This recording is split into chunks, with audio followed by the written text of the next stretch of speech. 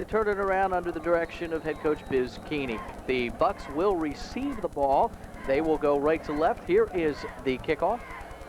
As we are underway, it's picked up by Joel Starsman, and he is across midfield to the 30-yard line. Make that the 40-yard line, so the Bucks first down and 10 from their own 40. Good blocking there by the kickoff return team. Starsman takes it right up the middle and, of course, gives his offense some good field position. The Bucks start, of course, we will be looking at Dave Armstrong, Corey Potter, another one of the Bucks keys. They are in their home black with the yellow numerals and the yellow helmets with the black trim. The Owls, they're visiting white, the blue numeral trim down the sides. First down and 10 from the 40-yard line. The Bucks 40. We've got whistles and a flag on the play as the handoff went to Greg Ward.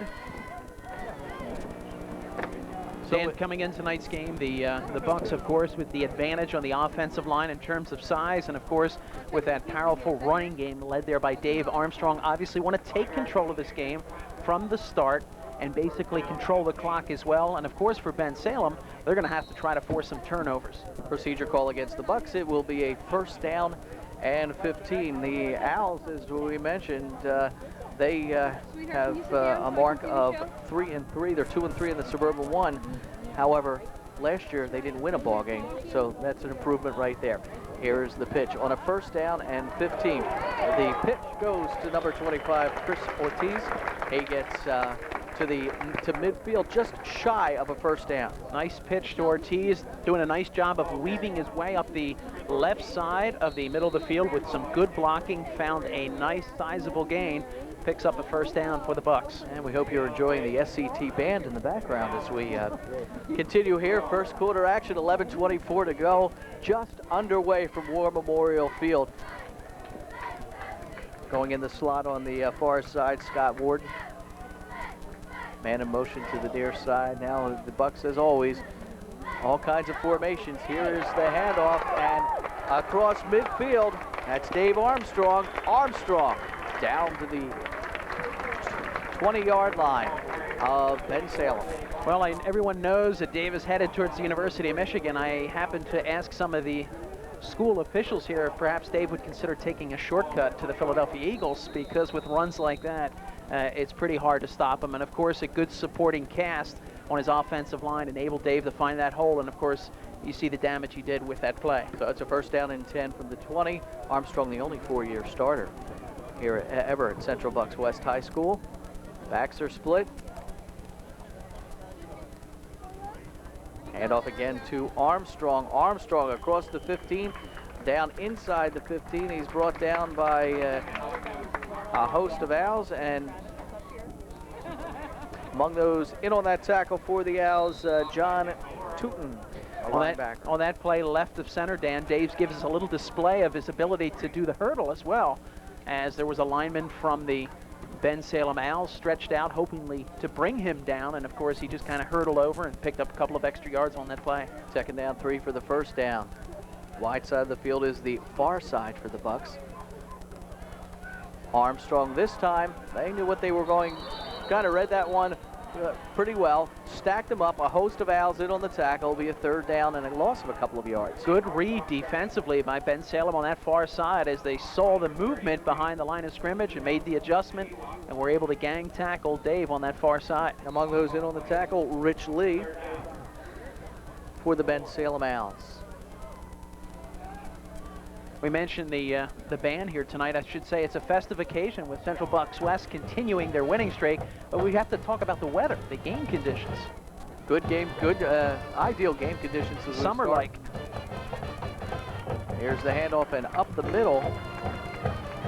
That was Dave Armstrong prancing up the middle, right and left, trying to tiptoe his way in. It's good enough to pick up the first down.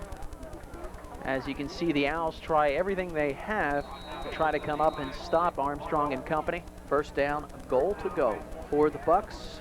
They are just inside that 10-yard line. Remember, watch the new Sports Line live every Tuesday evening preceding SCT Sports Weekly during the fall season, right here on Channel 9 at 8 p.m. First and goal This time it's Armstrong, left side, and in for the touchdown rather easily. The Bucks go up 6-0. Well, the Bucks with a big push right up the middle, and then Dave had an opening right on the outside. He wiggled and jiggled and hopped his way into the end zone for the first touchdown of the night, and that quickly Central Bucks West goes up 6-0 with the pending PAT coming off the foot of Dan Patterson, who, by the way, is considered one of the finer kickers at the high school level in this area. He's be hitting it left foot. There's the kick. The kick is up. The kick is good. 8:55 to go here in the first quarter. It's the Bucks of CB West 7. The Owls of Bensalem, nothing. Good crowd on hand at the here at War Memorial Field as the Bucks look to improve on their 6-0 mark. You know, I find interesting, usually when the Bucks they have the opportunity, they defer the kick and wait till the second half. And we were talking before we were on the air. I said, oh, well, they'll defer it, but they did not defer. They took advantage. They decided to take that kick, and they took it right down the field. One thing you can expect, Dan, is a team we just mentioned earlier a few moments ago, that it's a team that is not likely to get complacent despite their success. Head coach Mike Pettine realizes what this team's purpose is this year, and that's to get back to the championship. Coming into tonight's game, they're ranked the second best team in the state of Pennsylvania and the best high school team, number 5 position in the country. That is quite an achievement for this team, and obviously by the looks of that first offensive series right there, they are playing like a championship caliber team. And one thing they want to do every game they play from here on out is to continue to play good, basic, fundamental football, and of course in preparation for those postseason playoff games coming up down the road. The left-footed Dan Patterson kicks pooch. Yeah, Beautiful play. it is fumbled. It bounces in and out of the arms of Dion Williams, and the Bucks will get the ball back in great field position at the Bensalem 35-yard line. A pooch, and the Bucks, a case in point. Get it. Even a good coach realizes that when you're playing an opponent that might not have the same talent and skill level that you have, use that as an opportunity to be creative. Henceforth, no sooner than we talk about it, the pooch kick on the kickoff, which in a normal game at this point, you would never expect a team to show that. The guy on the other side didn't expect it, was not prepared. Once again, the emphasis, how important it is to stay mentally focused. Corey Potter, he's looking long and just over the outstretched arms of Dave Titus. Incomplete. It will be 2nd and 10. Good coverage down there for the Owls. On the play was Ray Alger. 2nd down and 10. Ball just inside the 35 at the 34-yard line.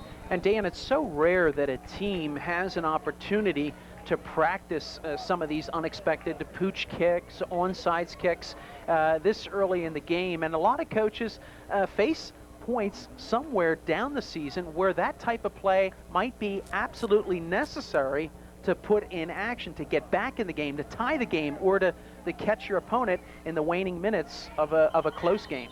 West needs a timeout. They are a bit confused either with what the call was or what the Bensalem defense was, but the Bucks call a timeout.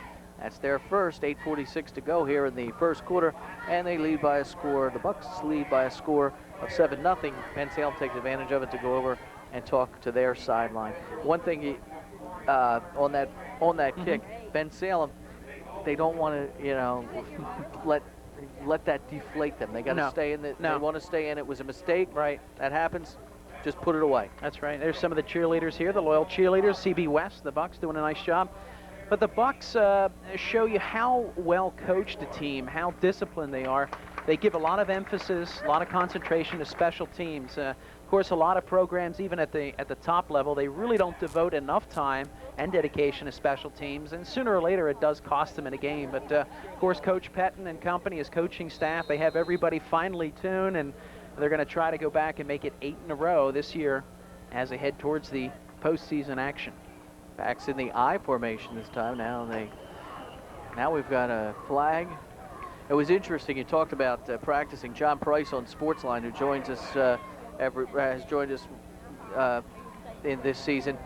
He talked about the West program and what Mike Pettine does, and he says no matter you're a freshman, sophomore, you go there and you do the play, and you do it until you get it right. Whether it takes you 6 times, whatever, you do it until you get it right. And that is what he credited, and he played here at West, what he credited the success of the program is stressing that, doing it until you get it right. 2nd down and 5. Little delay, handoff to Armstrong, and he gets inside the 25 down to the 22-yard line.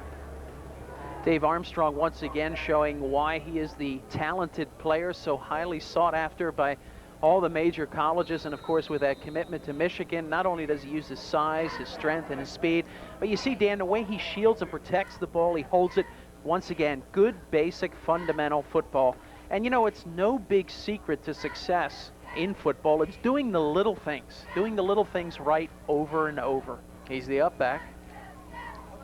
Fumble on the snap. And looks like Bensalem. It's a big play. Bensalem recovers the ball. Number 72, John Jones. He's a senior at 5'10", 249 pounds. Recovers the fumble on the snap. And the Owls, a break for the Owls, get it back deep in their own territory. We're talking Armstrong comes into the game, 726 yards, 16 touchdowns. Big character building play there for the Bensalem Owls as they were on the short side of the scoreboard here after that opening offensive series, and we talked about the critical need to come up with a big play. That was one there, and let's see if their skill players can go to work. Backs in the I formation, 8:12 to go. West leads 7-0. Dunner, the handoff this time, it is fumbled on the exchange, and it will be West football. West, yeah, it's unfortunate play, just as the defense of the Owls came up with a big play, and was the offense's turn to kind of make things happen. They kind of accidentally give the ball away. And, you know, last week... wait a minute. We'll see. Nope. It's still... Well, the official was down. He made it. She'll be the Owls' ball. So it was a close call for the Owls. And, of course, the Bucks felt like they had recovered it. Backs in the I formation. 2nd and 10. This ball was down.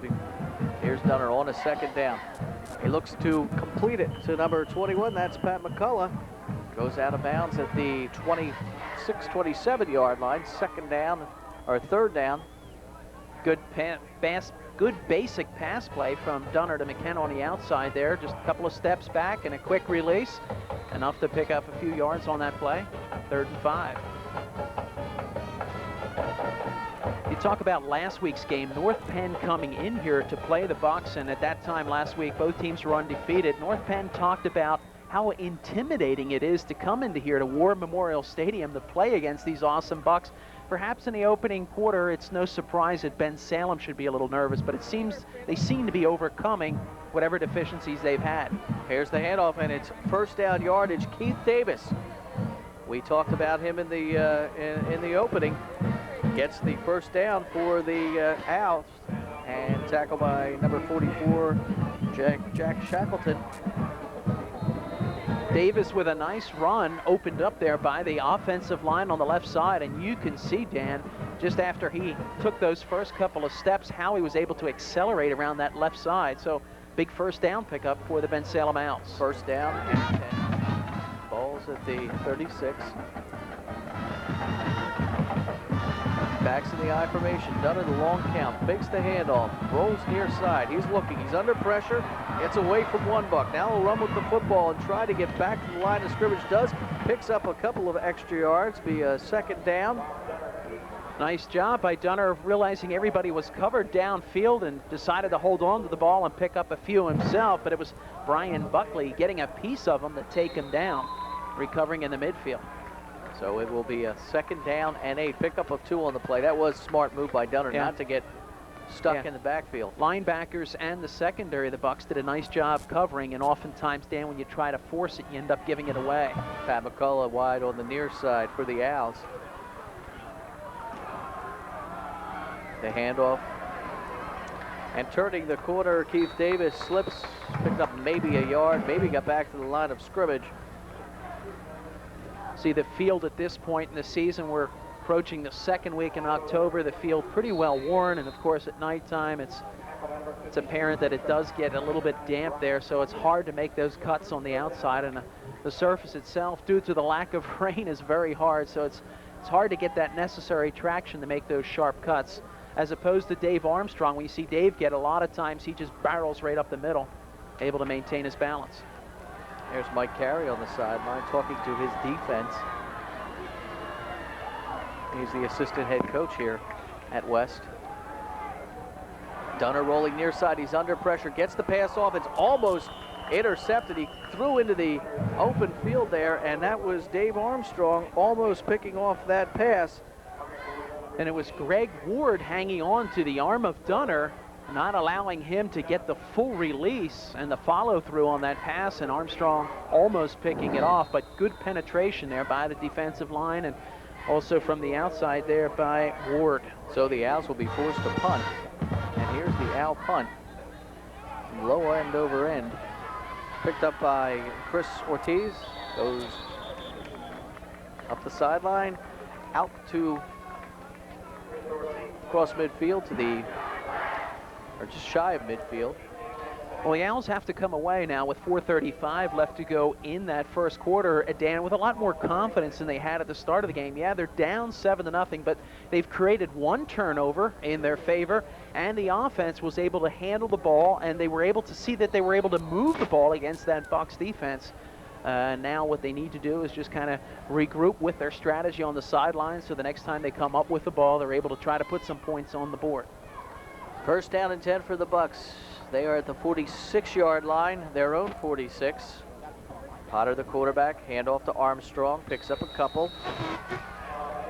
Armstrong so powerful, so strong, able to carry at least two linemen with him as he barrels his way and picks up a couple on that run right up the middle. John Howard, among others, in on the tackle for the Bensalem Owls. Second down and 8, pickup of 2, 4:14 to go here in the first quarter.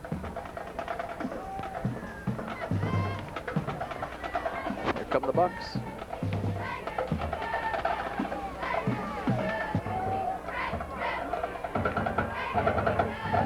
Man in motion to the near side. There's Corey Potter on the keeper. And he's got yardage, first down yardage, 30 and out of bounds.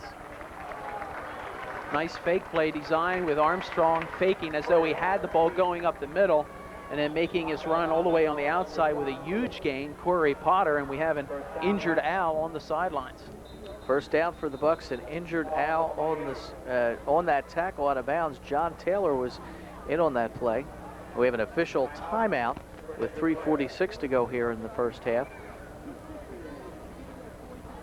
New on SCT this fall, To Your Health, a program produced by the Bucks County Physicians and Hospital Alliance. Tune in Wednesdays at 7:30 p.m. Always have to be concerned about your health. That's right. Make sure you take your vitamins, drink your juice. That's right. Eat your soup, and don't forget your garlic. That always helps. Mike Carey again talking to his team on the sideline. There we see Dan Patterson kind of getting set, practicing, warming up in case it would be a field goal situation with his holder there, Bill Stone. Dan Patterson, it's unusual that you see a left-footed kicker. You don't see too many of them. Majority of them are right-footed kickers, but obviously with very strong leg and also very accurate. And as we mentioned earlier in tonight's telecast, one of the better kickers in the area. To the left of the west stand. Warm evening for football in October. Bit of a breeze. Kind of pleasant, that's right. Temperatures probably in the low 70s, high 60s. You'd expect it to be a little bit cooler as we see the injured player getting up. A hand for John Taylor as he will walk off the field. It will be a first down and 10 for the Bucs. Or that's, excuse me, that's Ray Alger. Ray Alger, yeah, looked like 14, but with the uniform, it was Ray Alger in on the tackle there, and he was shaken up. Gets off to the sideline. First down and 10. Wait.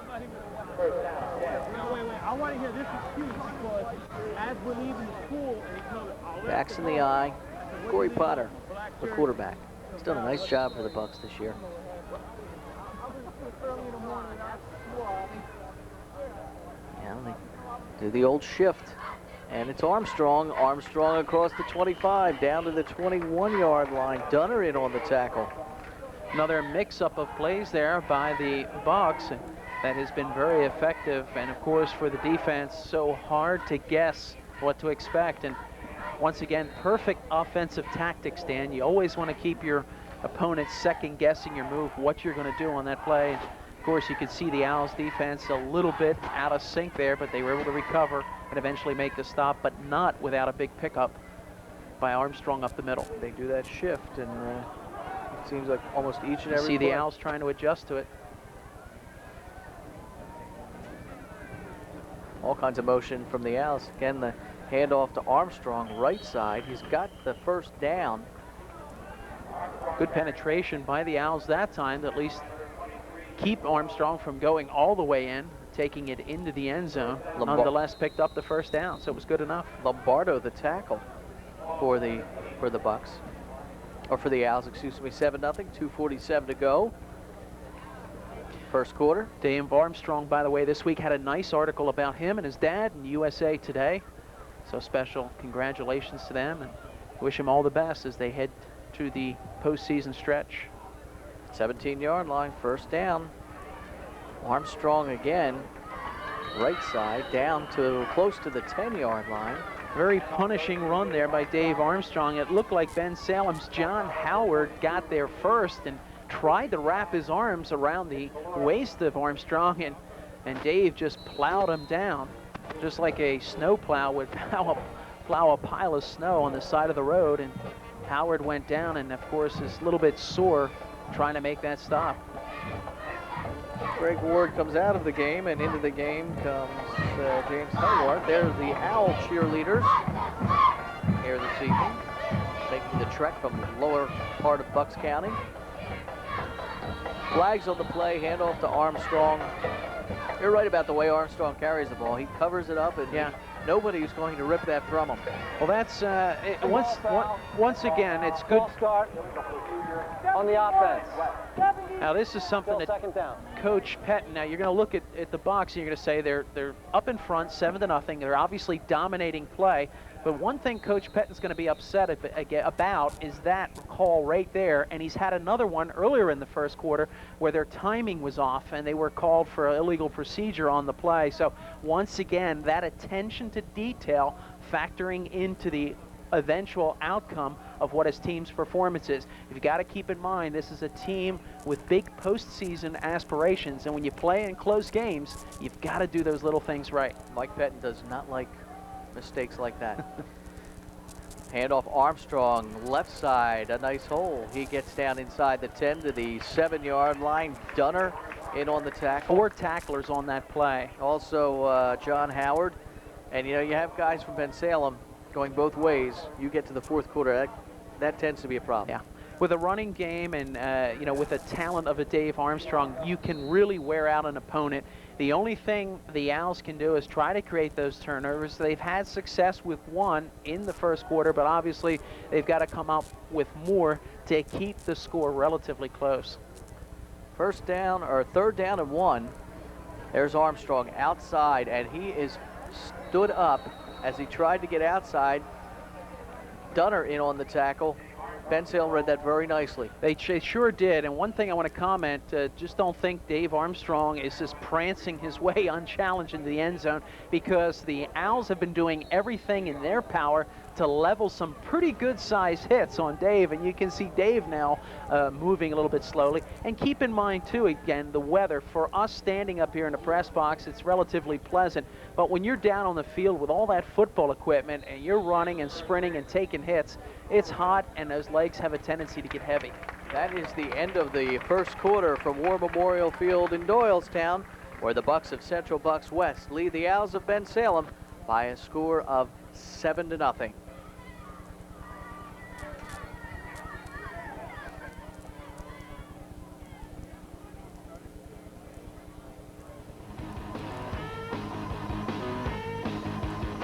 Jewelry is a gift from the heart.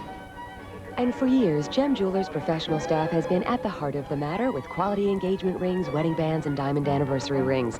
Inside our beautiful showroom, you'll find the largest selection and the best values to make your special day or any occasion a treasure you'll remember forever. Plus, Gem Jewelers' gemologist is always on hand to ensure the quality of your diamonds and gemstones. Gem Jewelers, the heart of jewelry, on Route 611 at Bristol Road, Warrington. I am the Black Knight. Classic pinball can be played in your home. It takes just one visit to TNT Amusements. We sell reconditioned arcade-sized pinball machines, video games, and jukeboxes. Unlike our competitors, all of our equipment goes through a comprehensive 51-point checklist. And remember, whatever you buy, you can trade in later. We guarantee that in writing. So try it before you buy it. Visit our huge showroom in Southampton. We're in the yellow pages under amusements.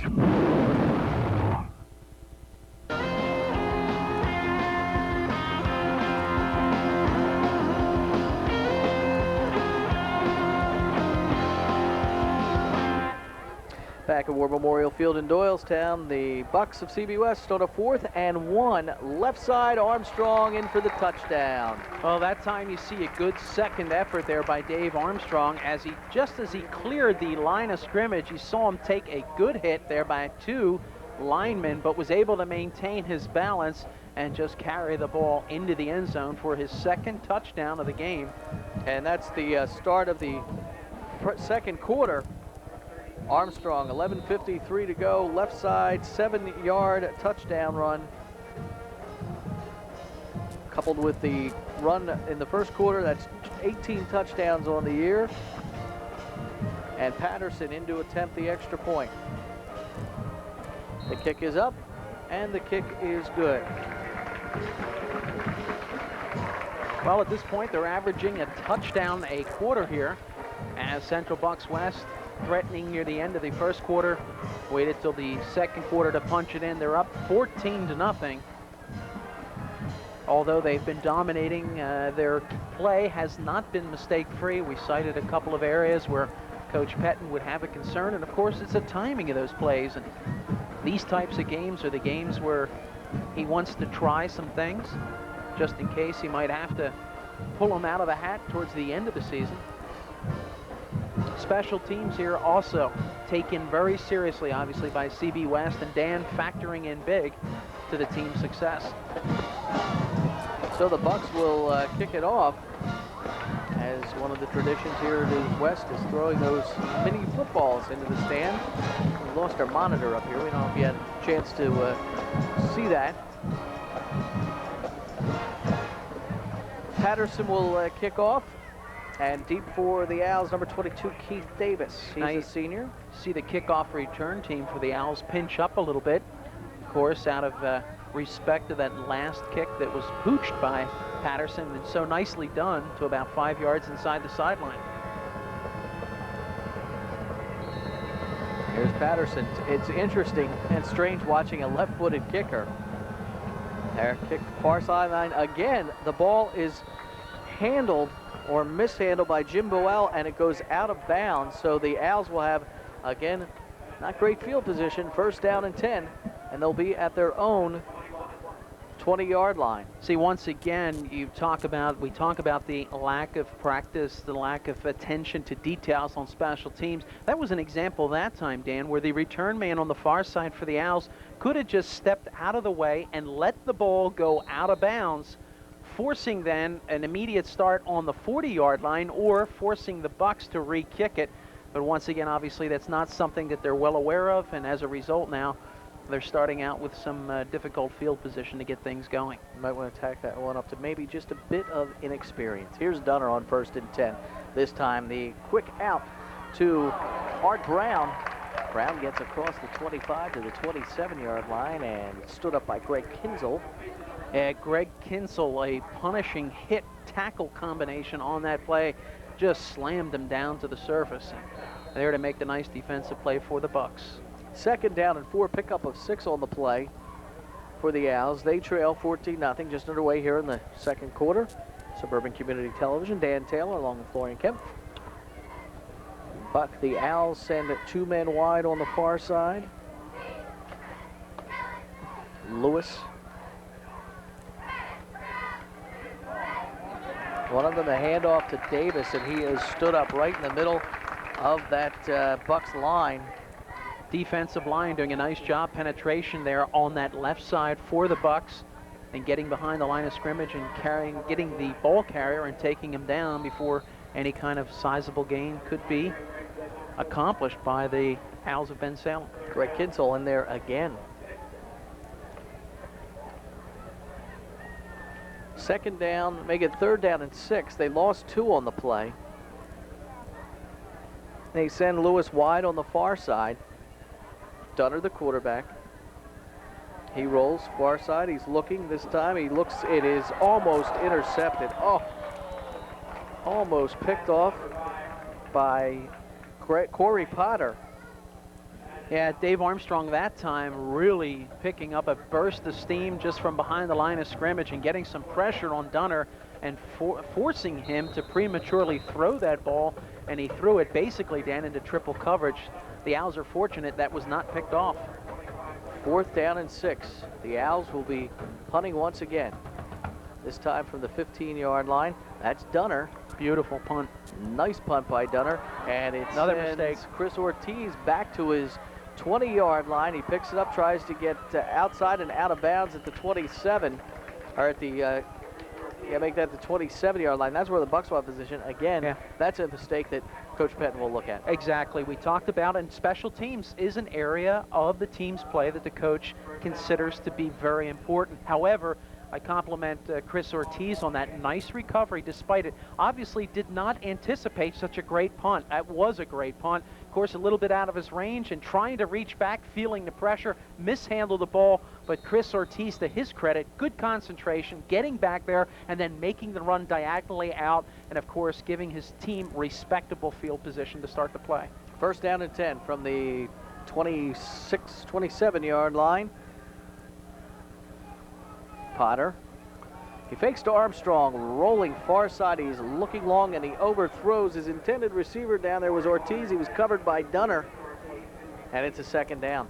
You know, Dan, having never played Coach Pettine and not knowing him personally, one thing you can be sure that Coach Pettine, he realizes that, hey, when you're on the field, mistakes are going to happen. But when you make a mistake, hustle back, recover, and make it good. Do the best you can. One thing I'm sure he won't tolerate are players who give up.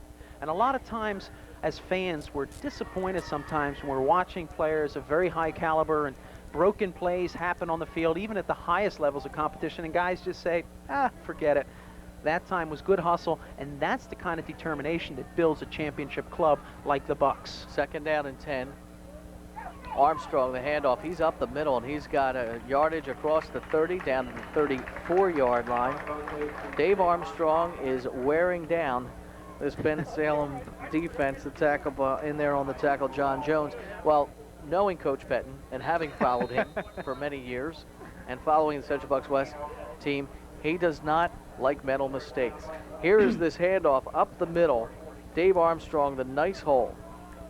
Cuts back inside, and there is a nice hit down there, but it took at least assistance from 2 other Owls to bring Dave Armstrong down. Once again, a fine show from field level angle of his tremendous talent. Potter looking long, and he's got Ortiz this time. Great defensive play by Dunner.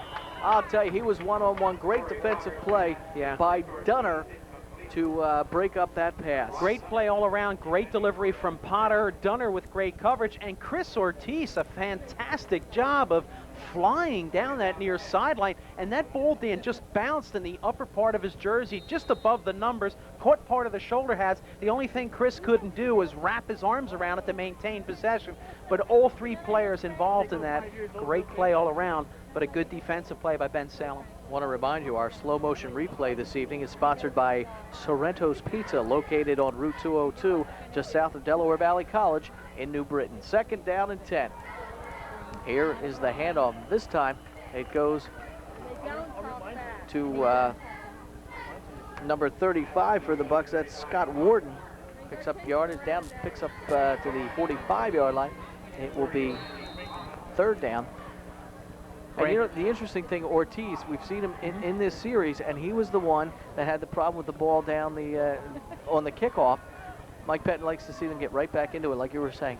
And he was get there. Back in He there. really was there, and if anything, he really had to stretch himself out to make that pass, but you can't take the credit away, from Dunner for making a really tight coverage and putting the pressure on Ortiz on that pass play. Dave Titus wide on the near side. Armstrong, the handoff. He's got the first down. He's across midfield. He's across the 40, and he is knocked out of bounds by, among others, for the Bensalem Owls. That's Rich Lee.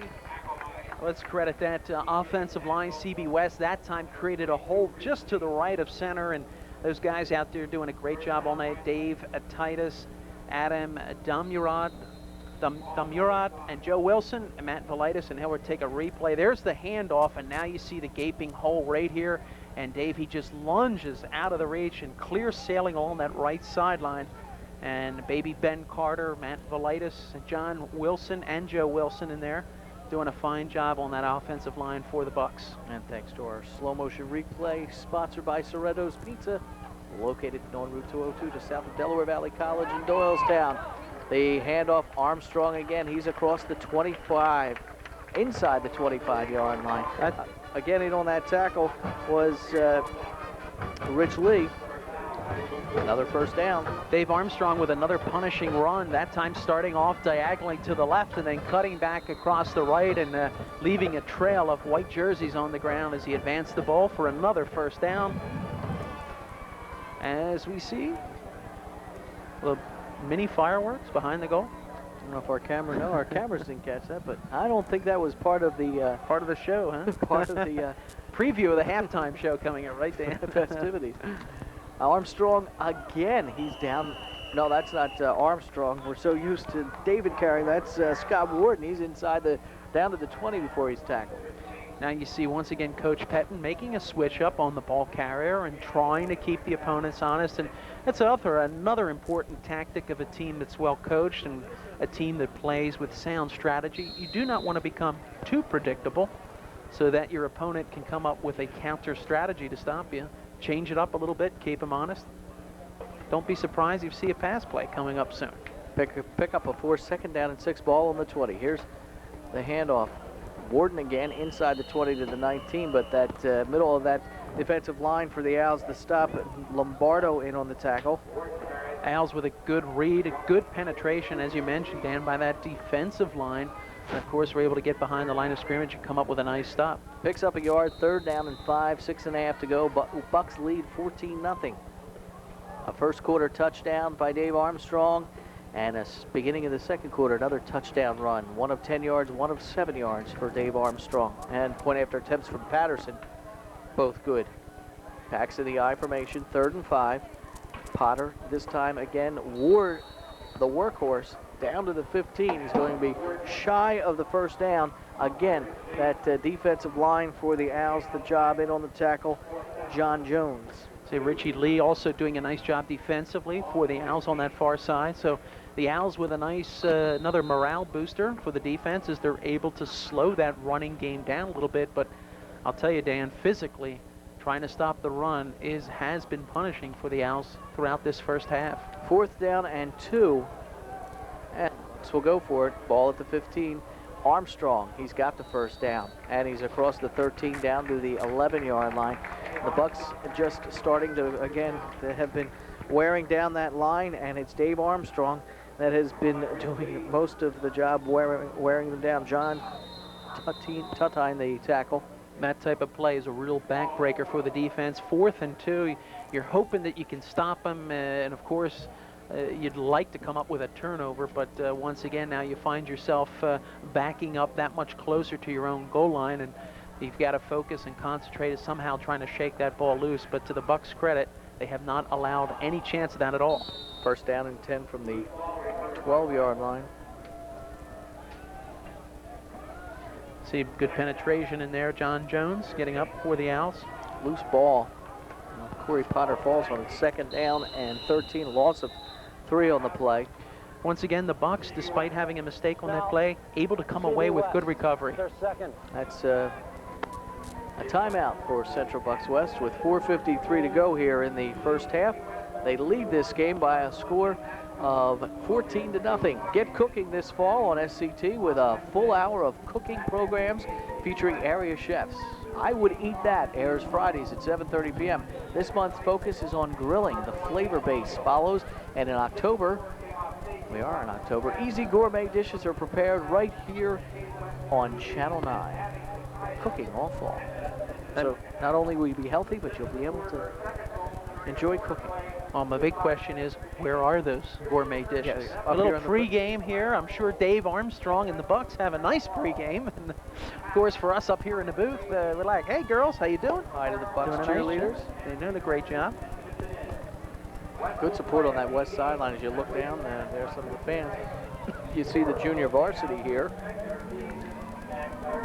standing by the Bucks, standing behind the Bucks bench.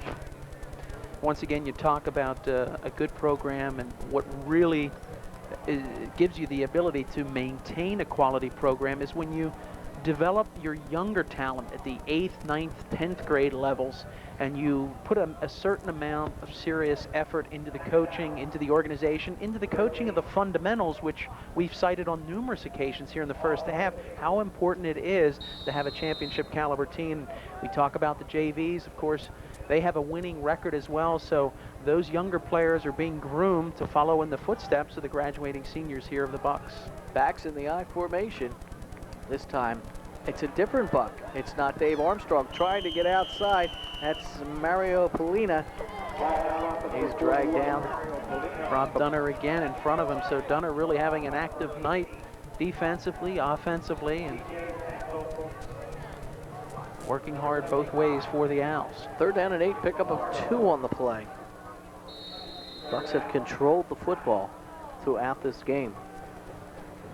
Controlling the clock, just grounding it out. It's typical Central Bucks West football.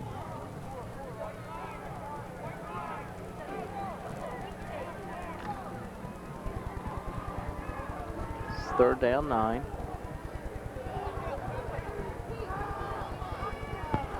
Here's Potter. Pass. Drops back, he's under pressure, gets the pass off, overthrows, it's intercepted at the goal line. Intercepted at the goal line. Corey Potter under tremendous pressure from that central, from the Bensalem Owls. And it's Rob Dunner with the interception at the goal line. Another big moral victory, the second big key defensive play for the Owls with their second big turnover of the first half. And I'll tell you, that has definitely got to give the Owls a boost. And one thing we talked about, it was okay to have the pregame jitters and jitters through the first quarter, but now we're approaching the final 4.5 minutes of the second quarter. The Owls have got to feel confident defensively, as they've shown they can stop the Bucks. Now offensively, earlier they have reference to being able to move the ball. Let's see if they can get it going now, because they're backed up. And what Dunner does is just get that ball away from that goal line and get a little, get a couple of yards, but and he's snacked up by that Bucks defensive line. 2nd down, he picked up 2 on the play. 2nd down and 8. Given the size and strength of that defensive unit of the Bucks, they're quite capable of pushing, literally pushing Dunner with the ball back into his end zone, forcing a safety on the play. So smart tactical move there by the quarterback. Lewis goes wide on the far side. Davis in the backfield, in the end zone, which is the backfield. The give to Davis. Beautiful. He's got the hold. Nice cut, and he's got yardage and 1st down. Great run by Davis, Keith Davis, across the 20 to the 25, close to the 30-yard line. That was just a super run he had. He finds the hole quickly. Exceptional play, but a great job on the offensive line, and also for the Bucks, it was Dave Titus with a touchdown-saving trip up there at midfield just as the runner was about to take it away and run the length of the field. Titus got a piece of his foot, was enough to trip him up, and the Bucks were able to recover with the stop, but a great pickup on the ground. And it gives the Owls some breathing room now. 1st down and 10, ball at the 30. Dunner rolls far side, looks the pass complete to Lewis. Lewis, another 1st down, the 45-yard line, across the 45 to about the 46-yard line.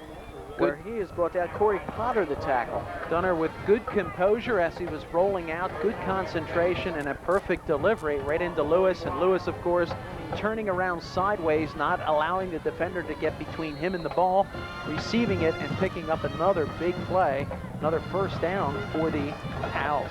14-0. The Bucks lead. 3:25 to go here in the half. Dunner. The handoff. Davis finds the hole again. He spins and gets across midfield. A 49-yard line. Again, he's brought down by a host of Bucks in the tackle, including Greg Kinzel, who we've talked about tonight and heard from. Keith Davis that time, Dan, with a real gutsy move. He made a sharp right cut and just ran right up the middle. And fortunately for him, there were not too many black jerseys right in front of him. Was able to pick up a nice gain on the play. But I'll tell you, it takes a lot of courage to run into that black sea of jerseys of the Bucks. 2nd and 4.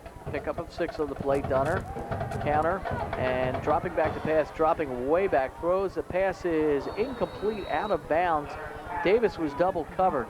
Dunner trying to show a little bit of finesse, trying to drop it in, but a real dangerous gamble as he was trying to find Lewis on the far side, and Lewis surrounded by 3 defenders, so into triple coverage. But that time the Bucks were almost able to pick it off. Potter among those on that triple coverage, as you saw him coming across, and also Dave Titus. So it will be a 3rd down. But to make something happen, sometimes you have to gamble. But one thing the Owls have shown, that they had the skill to be able to pull it off. 3rd down. Hand off to Davis. He won't get the first down. He'll get a yard or 2. It will be a 4th down.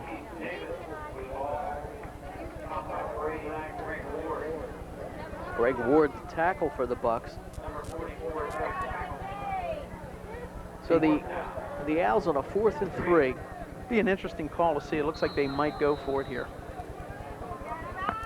But given the success they had the last time they punted, with Ortiz having difficulty handling the ball, you might want to they're going to go try to have a directional punt. But of course, whatever decision you make is the right decision, especially if you're the coach, Biz Keeney. Now I think. Bensalem timeout. They're first. The Owls take a timeout to talk it over. But you know, look where the ball is. It's the 48-yard line. He said they had the good punt the last time. They don't get the first down. It's still, you know, a decent field position for West, but it's in they're in West territory. And given the time and the way the defense has been playing right now, the defense from the Owls seem to have made some adjustments. Obviously, I don't think there's anyone at the high school level that could stop Dave Armstrong and company. However, the Owls have found a way to at least slow them down a bit. That's why we still look at the scoreboard. It's 14-0 in favor of the Bucks. It's still decent. It's not out of hand, but if the Owls can go to the locker room and at least put some kind of score on the board, even if it's a field goal, it certainly would give their morale a great, much-needed boost. And they get the kickoff in the second half. That's right. So it'll be interesting to see the play call here. So a good idea to call a timeout, talk over the strategy, and try to keep the Bucks now, the defense of the Bucks, keep them guessing. And perhaps the head coach of the Owls, Biz Keeney, might be able to pull a play that he hasn't shown yet and catch everybody out of position and pick up a significant first down. So this particular play here, Dan, would be almost as good as scoring if they can get the first down. 4th and 3. Ball at the 48. Backs in the eye. Dunner's the quarterback. Fake to Davis. He looks to pass. It's intercepted. Down the far sideline. Plenty of running room. With the interception, the Bucks.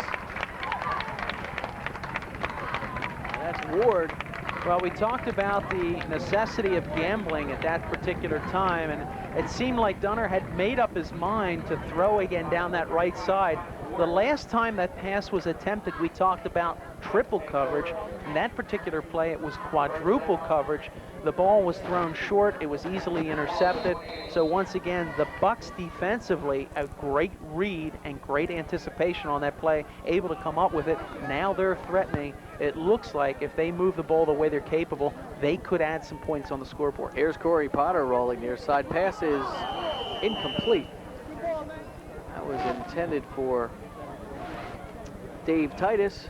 So Titus again right where he's supposed to. The ball thrown a little bit high, but I know if you'd asked Dave, could you have caught that? Yeah, if I had my balance, was able to jump up and get my hand wrapped around it, I might have been able to hold on to it. But good throw, good pass, and of course for the Owls, tight coverage, forcing a hurry up on the receiver, trying to make that catch.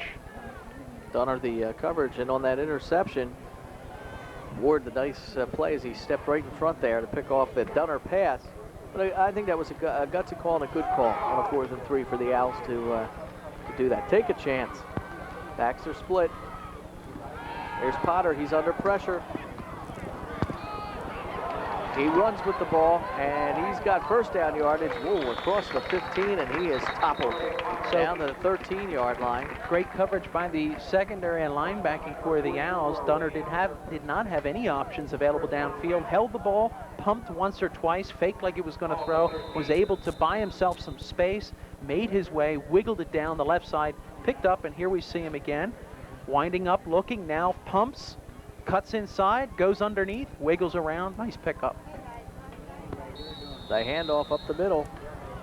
And that's Armstrong across the 10-yard line. So the gamble at midfield, should the Bucks put some more points on the board, will prove to be a very costly decision for the Owls. Middle of that Bensalem line doing the job. Defense has really done a great job. 2nd and 7, 55 seconds to go here in the half. Here's Potter on the keeper, goes left side. He's in for a Buck touchdown. He just faked the handoff and in for the touchdown from the 13-yard line. And the Bucks go up by a score of 20-0. So Potter having an opportunity to display some of his athletic talents, and Dan, once again, hats off to that offensive line for just holding everybody back from the Owls. And Potter, with his good speed and understanding of field position, making that diagonal run right to the corner of the field and jumping into the end zone for the 3rd touchdown of the first half for the Bucks. Patterson with the point after attempt with 43 seconds left. No good. So it might have been hurried a little bit on the hold, and he might have just missed the center of the ball and drove it to the outside of the post. So the score will stay 20-0. 43 seconds to go here, and the Bucks with a nice drive on the and a quick score after the Owl turnover. But I still admire the Owls for going for that on 4th and 3. Yeah, you've got to go for it on 4th and 3. Perhaps the play could have been a little bit different. You wonder sometimes, Dunner with the ball back there, the way that the Bucks had that left side of the field stacked, if he might have had an opportunity to just hold it similar to the way Potter just ran it into the end zone, run it up the far side of the field, enough to pick up the first down. But, you know, that's the beauty of being up here in the booth, Dan. You can always second guess, and of course, from this vantage point, everything looks like it's so easy to do when you're down on the field. But I agree. A lot of times when you're playing against a formidable opponent, you have to gamble, you have to make things happen, and sometimes it works, sometimes it doesn't. Saw the shot there as we were chatting of the West stands. Good crowd on hand here this evening for this game. Unusual, not unusual, it's because of the holiday coming up, but a Thursday night game. Some teams will be playing tomorrow afternoon around the area, Friday afternoon. So the Owls can make a statement here before halftime. They need a good play here on special teams. Here's Patterson. Here's another bounce or squib kick. It's picked up by the Owls. We talk about gambling. We've got 39 seconds left. Here is a chance. You've got nothing to lose. You're down 20-0. Anything can happen, even if you can get it in field goal range. Perhaps they're enough to get on the scoreboard. Jim Bowell to pick up on that squib kick by Patterson. First down and 10 for the Owls. The ball at their own 35-yard line. Coming wide on the near side. Brown. See the west sideline, and there's Joe Wilson taking a breather. Here's Davis. The handoff gets to the 40-yard line. Davis showing some great speed, some great agility as he zigzagged his way in sprint-type speed style on that far side, and can only wonder if he had just a little bit more room to work, how much more damage he could inflict on that Bucks defense. Robert Bowser, the tackle for the Bucks. I don't know if the Owls will get another playoff. We're under 10 seconds to go. They may just wind it down and head to the locker room with a trailing 20-0. And they don't get the snap off in time. That is the end of the first half here from War Memorial Field in Doylestown with the score. The Bucks of CB West 20, and the Owls of Bensalem 0. We'll be back in just a moment.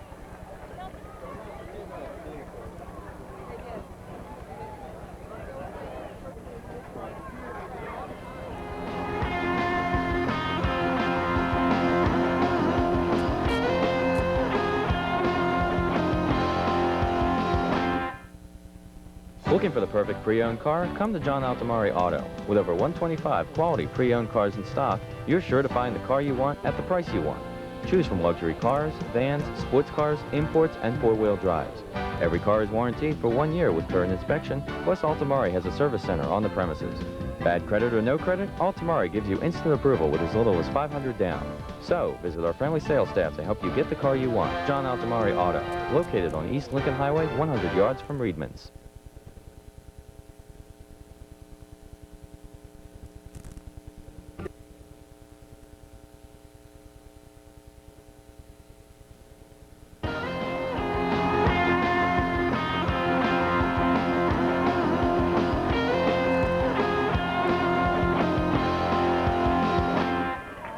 And we're back here at War Memorial Field in Doylestown. Dan Taylor along with Florian Kemp. It's halftime, and you see the Central Bucks West Marching Band on the field ready to entertain us. Florian, 20-0, the Bucks lead this one, and we were saying when we were during the break that maybe a little surprised that it's only 20-0. That's right. If you look at the scoreboard, Dan, I should say it's business as usual for the Bucks. Everyone expects them to be out in front, but in all credibility, you take a look at the Owls, the Bucks are not perfect. They've made their share of mistakes. What makes them a good team, they've been able to recover and bounce back from those mistakes.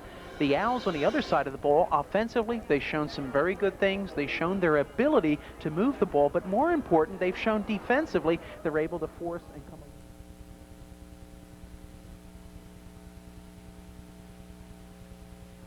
Can be in this game. Forget about the score on the board. Keep it close, get a couple of scores. We might have a very interesting second half, but nonetheless, you can expect the Bucks to come out with that awesome presence that they've entertained us with here throughout the first half. And I was going to say, probably the one thing that Coach Pettine will be talking to his team in the locker room is the mental mistakes. The first play of the game, there was a couple of procedures, some mental mistakes that you usually don't see in Central Bucks West football. Well, mental mistakes are a part of the game.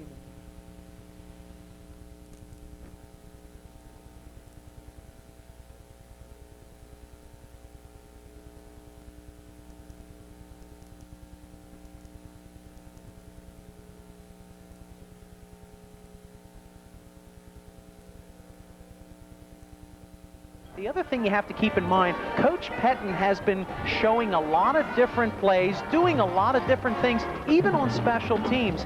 And a lot of times when you introduce too many changes, a lot of times you'll find players mentally out now and then, they'll be in the game 1 minute, they'll be out of the game 1 minute, and of course, when that happens, has a tendency to introduce mistakes on the field. But mistakes that the team, to the Bucks' credit, they've been able to recover from, and that's a real tribute to their awesome talent they have, and also to their coaching staff that's done a fine job of motivating these kids. Nice job by the Central Bucks West band here, entertaining at halftime. Running down what happened, first quarter, 8:55 to go. Dave Armstrong, a 10-yard run. Patterson's extra point attempt was good, and the Bucks went up by a score of 7-0. And that extra point attempt from Dan Patterson. Then with 11:53, right at the start of the quarter, West was Armstrong on a fourth down play, 7-yard touchdown play. Patterson, the point after attempt, good, and West goes up by a score of 14-0. And then with 43 seconds left, after a Buck interception, but that was before when Bensalem had mounted a drive and had intercepted, Dunner had intercepted on the Bucks goal line for Bensalem, Rob Dunner. 43 seconds ago, Corey Potter, a 13-yard touchdown run. Patterson's extra point attempt was not good, and the Bucks lead it by a score of 20-0.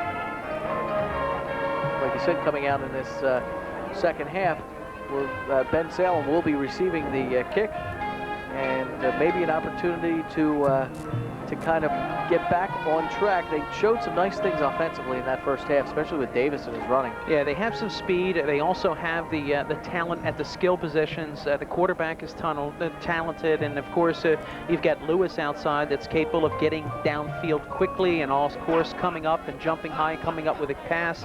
But at this point right now, it's been Central Bucks West dominating. However, the Owls should come out of the locker room considering themselves very much in this game. By no means should they give up.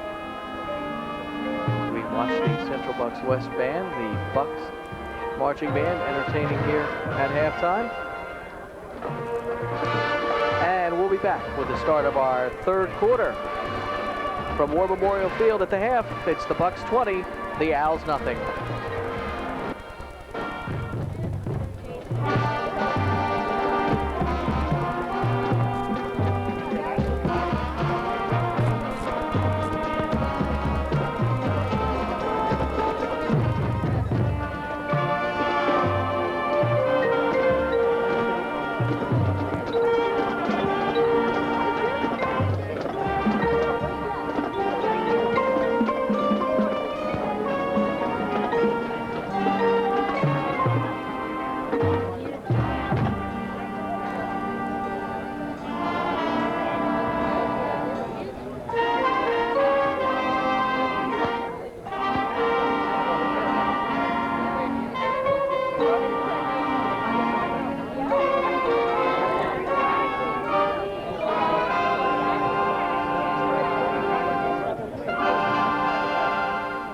Drudgery of no-win workouts and cut your workout time in half. with a revolutionary fitness flyer from Guthrie Ranker. Other machines can create painful impact on your knees and joints. But the Fitness Flyer has been biomechanically engineered to work with your body's natural movement. For a smooth workout that's virtually zero impact. And when you're done, The Fitness Flyer quickly folds down and rolls away. for easy storage in a closet or under a bed. Try the Fitness Flyer risk-free for a full 30 days. For just 4 easy payments of only $49.95.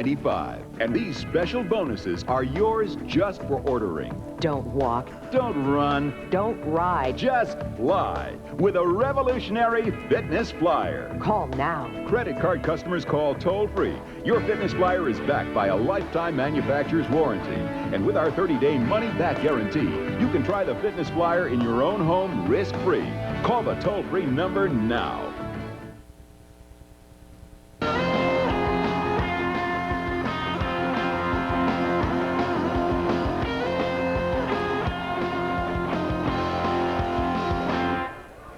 Back at War Memorial Field in Doylestown, getting set for second half action. The Bucks of CB West lead the Owls of Bensalem by a score of 20-0. Now the Owls will be receiving to start this second half. Dan Taylor along with Florian Kemp. And now is the opportunity for the Owls to maybe put a nice drive together. Special teams, but one thing you can be sure of, they're going to expect anything from Dan Patterson. He's already shown a pooch kick, a squib kick, and a potential to kick it deep. So we talk about keeping your opponent second guessing. Here on this play to start the second half, you can expect the Owls to be second guessing whatever that man right there, the kicker, Dan Patterson, one of the best in the area, will do. Keith Davis is back. Patterson to kick. The left-footed Dan Patterson.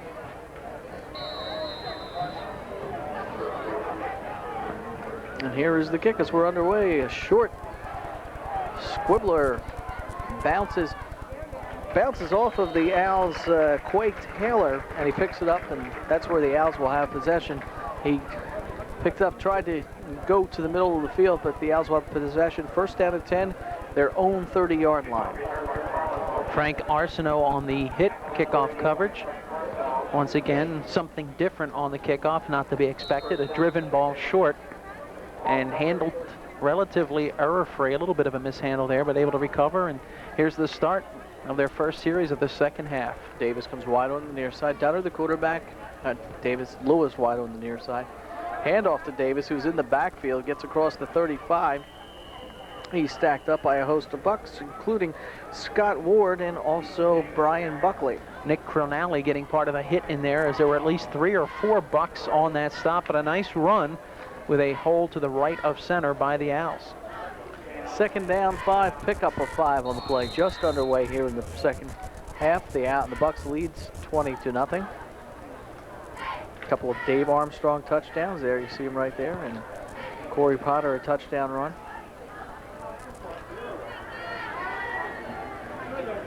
Dunner behind center. The handoff to Davis, breaks one tackle, gets outside, has a first down and more. He's out to the 40-yard line, the 45-yard line. Coach Pettine and staff won't be happy. This time we saw Davis break at least 2 tackles on that play as he just galloped his way to the left of center, picking up a big first down for the Owls. Real important series here for the Owls. Talked about the importance, Dan, of them getting some points on the scoreboard. And we talked about them coming out of the locker room with some renewed confidence, and I have to admit, they've been showing it here on this first drive. Buckley in on that last tackle to stop Davis. Wide on the near side is TJ Stencil. Here's Dunner on the first down. He's sent deep. He's looking to pass. Gets the pass off. It is intercepted. Intercepted. Second time in a row we saw a Dunner being chased by 3 Bucks, and with a full-out sprint to the near side, tried to force it into Lewis down that sideline, and it's the second time in the row late in the first half, this almost the same play. As we see him come back, he rolls out, and now he sees the first, that's Ward getting in there, as you see here, Sorrento's slow-mo replay, rolls out to the near side, and there he forces it, and double coverage again. You see right in front, nice interception there. That's Ward. And that's or Warden. Actually, yep, that's Scott Warden. But starting that play was Greg Ward putting the pressure. And the handoff to Chris Ortiz. Gets across midfield down to the 45-yard line. In on the tackle, among others, John Howard for the Bensalem Owls. You know, Dan, referring back to last week's big game with North Penn, it was due to several turnovers. There, as you see a shot of Chris Ortiz there, having a strong first half. There was several turnovers that enabled the Bucks to pretty much take control of last week's game against North Penn. Where just at the start of the second quarter, for all practical purposes, the game was pretty much out of reach. And again tonight, you see the Bucks able to force the turnovers and turn them around in their favor. Backs in the I formation. Handoff. Armstrong. You know, the quarterback, Corey Potter, we've seen him doing a couple of nice things on the ground tonight. You know, going back to last week's game, he picked up 121 yards himself on the ground and then threw for 92 yards in the air. So Corey Potter showing just how valuable he is, not only on the ground but in the air. As you see Dave Armstrong, he's the main ground gainer, I should say, on the East Coast with stats like that. 18 touchdowns on the season, 2 here this evening. Second down and 6. Potter, Armstrong, big hole left side. Barrels his way down inside the 30 to the 25-yard line. In on that tackle was Tom Jenkins, but also he got by Jim Bowell.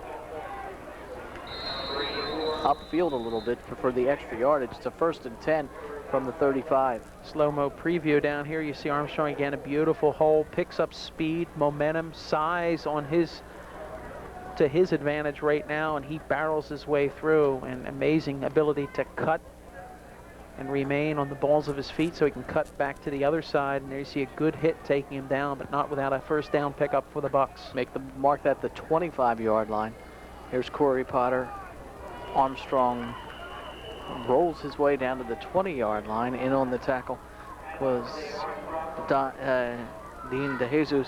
I mentioned earlier in the first half on the sideline next to the west bench where there was the junior varsity. It's actually the UNAMI football team is here, and if we get a shot of them at some point, we'll recognize that UNAMI football team. There's Mike Pettine, head coach of Central Bucks West, and his staff. 2nd down, 7. Armstrong picked up 3 on the play. Man in motion, far side. Here's the pitch. And it's going to be another 1st down across the 15, down to the 13-yard line. Chris Ortiz. Well orchestrated play. That time, everybody in the right position. Timing was excellent. And basically, Dan, what you need to make that type of play succeed is perfect timing. And we've seen a couple of times in the first half the Bucks being called for offsides, but that time you could see everybody just perform their function to the tune, perfectly timed, and of course another big 1st down pickup for the Bucks. Ball inside the 15-yard line, backs in the I formation. In motion again, that's Polina. That time the Owls, good concentration on the ball, not allowing anything to be diverted from the middle as the Bucks tried to show them a sneak right up the middle. They were able to close the gap down.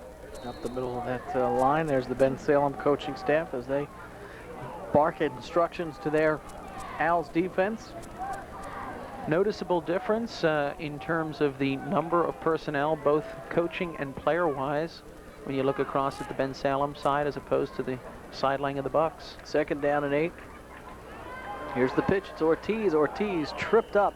Beautiful tackle in there. Knock up by Ray Alger. Gets down to the 6-yard line. Yeah, Alger, who was shaken up early in the game. That's good basic tackling. That time Alger, realizing that the ball carrier had a pretty good head of steam, just gets down low. Good concentration. Takes his legs out and saves a touchdown. And you know, this is a typical Central Bucks West drive, just grinding it out after the interception. We've got 6:10 to go, or 6:15 to go here in the 3rd quarter. The Owls had the ball first. They threw the interception. West has had it ever since.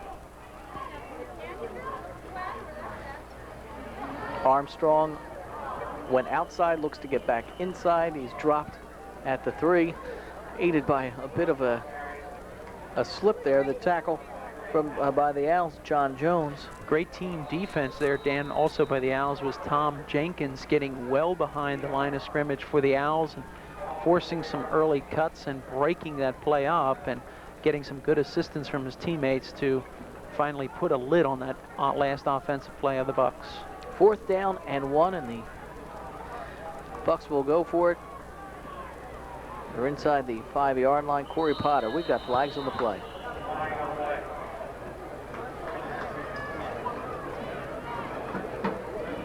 White. Dead ball foul, encroachment on the defense. Still 4th down. 4th down and 1, 4th down on the defense. So it should be 4th and 1. Still, isn't that what the man said? Yes.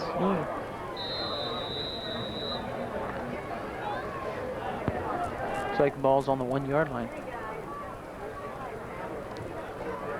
Yeah, actually, they're marking 1st and goal. Potter, and in for the touchdown. Armstrong from a yard out. That's his 3rd touchdown of the night, his 19th on the year. 5:11 to go here in the 3rd quarter. Dave Armstrong, a 1-yard run, and the Bucks are now up by a score of 26-0. As consistently performed very well all night by the Bucks. There you see Dave Armstrong with the hat trick, 3rd touchdown of the night. Good basic running scheme out to the left of center, and of course Dave, with the support of the offensive line, just barreled his way in, and they're going to go for 2 on this play. Corey Potter, he's over center. The toss, it's good. It's good for the 2-point conversion. Polina just getting to the outside, and he was open. So with 5:11 to go, it's the Bucks 28 and the Owls nothing. 2-point conversion, Potter to Polina. Once again, you see Coach Pettine's philosophy of trying to overcome any deficiency on special teams. The last touchdown, they had the extra point go wide. The score was 20-0. Coach says, wait a minute. If we're playing perfect football, the score should be 28-0. we're going to gamble, we're going to make this happen. And when you do that, Dan, and when you are successful, you really elevate the confidence of the team out there as well. So once again, you know, we can't compliment that coaching staff and the dedication to detail, the attention to detail, and trying to instill that type of discipline in the players. And, you know, once again, that's why this club is not only successful just for one season once in a while, it's a consistently successful program year in and year out, and that is one of the key ingredients of success, attention to the fine detail. And that may disappoint some Bensalem fans that they went for that two-point conversion, but I think you make a good point there of working on things that you're going to... It's not like you're trying to annihilate your opponent tonight. This club is focused, when they begin the season, and every club should focus on what's your overall objective, what do you want to accomplish. Obviously, when you're with CB West, you evaluate your talent in-house and you say, wait a minute, where can we go with this? Now, we made it to this level last year.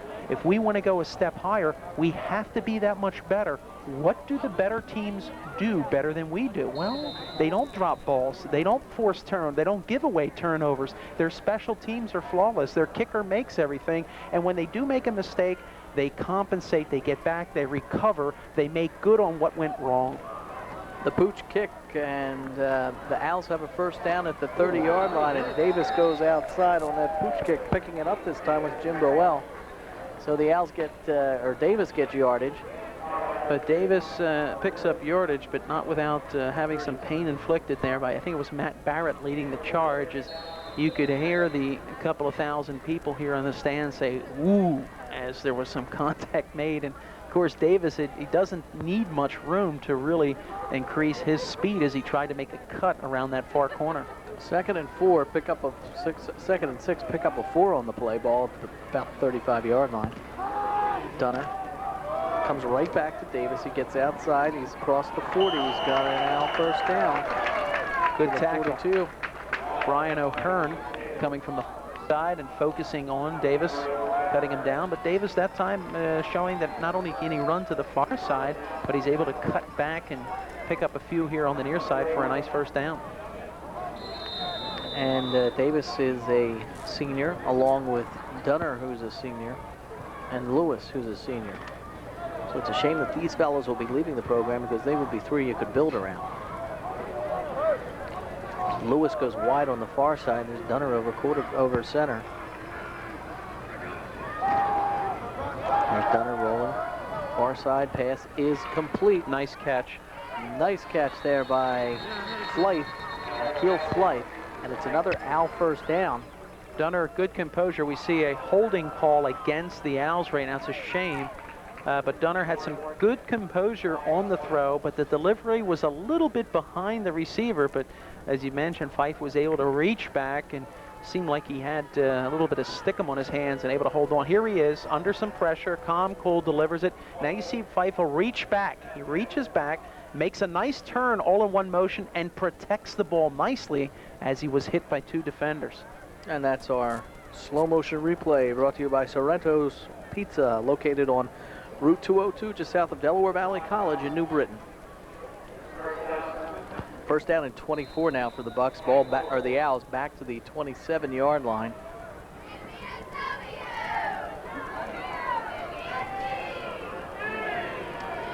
Dunner over the center. A little delay to Davis, and really tough to recover from that. I was going to say, nothing really unfolded there. Yeah. He got to the 27-yard line. Tough to recover. There's a shot down there low, and it is Benny Carver. I should say little Benny Carver, or baby Ben, checks in at 6'3", 300, and one of the mainstays of that offensive line. Little Ben. Gentle Ben. Gentle Ben, yeah. When he's sleeping, huh? Just don't wake him up. That's right. Lewis comes wide on the near side. Backs are in the eye behind Dunner on his 2nd and 24. Davies able to get back to the line and scrimmage that last run. Here's Dunner. He's under pressure. Gets the pass off. It was intended for Flight, and again the coverage by Scott Warden, who had the interception earlier in the half. Greg Ward again, first forcing the hurry on that throw, and Greg's had a real strong night from that outside left position defensively, getting right to the quarterback. Whenever Dunner rolls to his right, it seems like Ward not only gets in his face, but he gets there rather quickly. And Greg's pretty tall. He's 6'4", 215, and he's really shown some great speed. And he's forced, actually, some of those turnovers tonight. It was Dunner throwing into heavy traffic and having the ball taken away by the Bucks. 3rd down and 24. Davis, the handoff, gets outside, and he is tripped up. Could not break away from it, and he's brought down Greg Ward in there on the tackle for the Bucks. Now you see the difference in the two teams just when the Owls appeared, Dan, as they were really picking up some offensive momentum. They had a penalty, a holding penalty, brought them back, and to their disadvantage, they were unable to rebound. They were unable to recover. On the other side of the ball, we've seen the Bucks uncharacteristically make some simple mistakes, have penalties called against them, and yet now we see him able to rebound. That's the difference between good teams and teams that are not able to make the final cut towards the end of the season. Dunner the punt, and it's picked up by Ortiz with the tackle by Randy Thomas. It will be a Bucks 1st down and 10. They'll be at their own 45-yard line, but we do have a penalty. Penalty against the Bucks will set them back, and the Bucks are up 28-0. But the one thing I know will come out of this ball game is mental mistakes. Clipping on the receivers during the return. 15 yards, 1st down. The mental mistakes that the Bucks did, and Coach Pettine will want to improve that in the week ahead. That's right. He does not like mental mistakes. That's right. You take a look at the Owls defense getting ready to set up in position. Even though those legs must be a little bit heavy and those bodies a little bit sore, they've got to be a little bit tired because a lot of those players have been going both ways. However, they've got to look at the advantage now. The fact that they've got the Bucks offense pinned back to about, I guess, 20 yards to their defensive a third of the field. 29-yard line. They've got to be able to give themselves some confidence and say, listen, if we can hold them here, possibly let's see if we can force another turnover and at least run it in. Let's see if the defense can get some points on the board. 1st down and 10. There's Armstrong. But they got to stop him. They do and they don't. They have to and they don't. He gets to the 36. He picks up 6 on the play, 2nd and 4. TJ Stencil on the stop there for the Owls, and Dave Armstrong, just an incredible talent at his age and his level of competition. And we all know he's headed towards the University of Michigan, but we want to wish him continued success throughout the remainder of this season and hope that he carries the Bucks here to the state championships, and somehow if they ever had some national championship playoff, but I'm sure they'll finish in the top 5 national rankings. Wish him all the best as he moves on to college. There's the pitch to Ortiz, and a dangerous play. He picks up yardage close to the 38-yard line. Will be short of the 1st down, but that was a dangerous play. Yeah, good penetration up front there by the Owls, and I believe getting in there quickly was Richie Lee. Now, Richie is not real tall. He's 5'7", 151, light by football standards, but unfortunately he was unable to really knock the ball, but he created some havoc, and he was once again assisted by his teammates defensively, but still not enough to cough that ball up for the Owls as we're well within the final minute here of the 3rd quarter. 3rd down and 1 for the Bucks, 39-yard line. It's Armstrong, and he's got the 1st down and a lot more. He's across midfield, just barreling his way through that line, and it's Sean O'Malley, among others, on the tackle for the Owls. Armstrong that time just pushing everybody, including some of his teammates, out of the way, saying, hey, I'm ready to move. This train is ready to barrel down. Just move the way, clear the road, clear the tracks, and let me go. Picks up an easy 1st down. 35 seconds to go. 1st down and 10 for the Bucks at the 46-yard line. Corey Potter, this time to Ortiz, or that's Warden.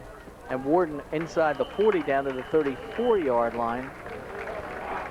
Warded with a good eye that time to the left of center. A nice hole created there by that offensive line. Was able to sprint up and pick up a sizable gain there for the Bucks. TJ Stencil the tackle. It's a Bucks 1st down. They probably will not get a playoff before the end of this 1st quarter, or before the end of this 3rd quarter.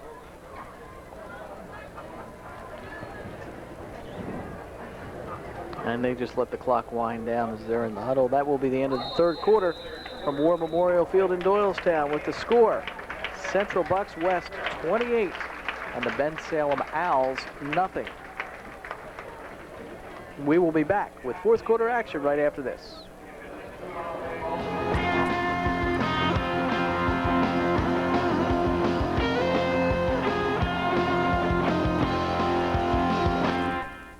Jewelry is a gift from the heart. And for years, Gem Jewelers' professional staff has been at the heart of the matter with quality engagement rings, wedding bands, and diamond anniversary rings. Inside our beautiful showroom, you'll find the largest selection and the best values to make your special day or any occasion a treasure you'll remember forever. Plus, Gem Jewelers' gemologist is always on hand to ensure the quality of your diamonds and gemstones. Gem Jewelers, the heart of jewelry, on Route 611 at Bristol Road, Warrington.